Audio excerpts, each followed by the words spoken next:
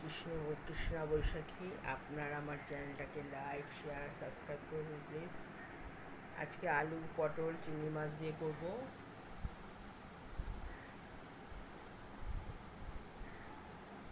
এখন যাচ্ছি, সব কাটা ধোয়া পরিষ্কার হয়ে গেছে। এখন রান্নাটা শুরু করব।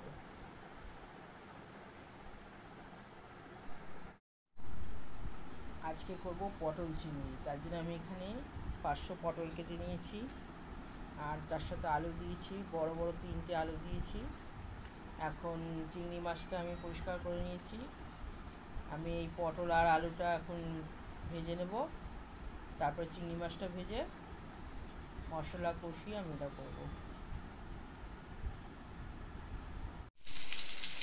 আলু পটলটা আমি ভেজে নিচ্ছি।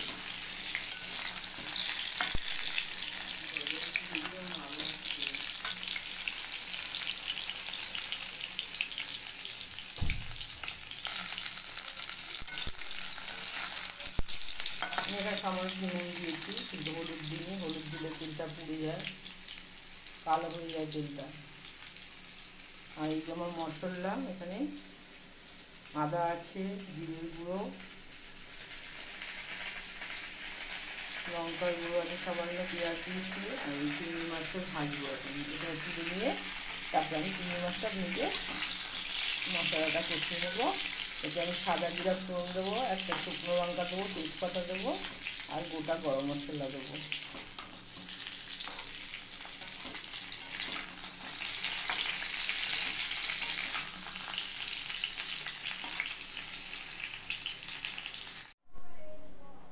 এই দেখুন বন্ধুরা, আমার হয়ে গেছে আলু পটলের তরকারিটা। আমি এটা নামিয়ে নিলাম।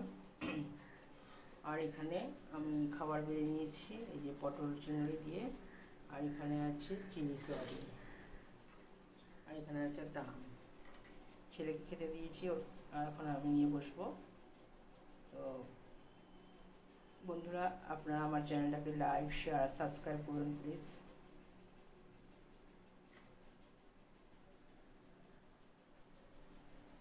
আমার হাজবেন্ড আলু পটল তরকারিটা খুব ভালো খায়, আমিও পটল খুব ভালো খাই। এইভাবে পটলের তরকারি করে খাবেন। এটা মাচার পটল, সাদা পটল যেটাকে বলে। আচ্ছা বন্ধুরা, আজকে রাখলাম।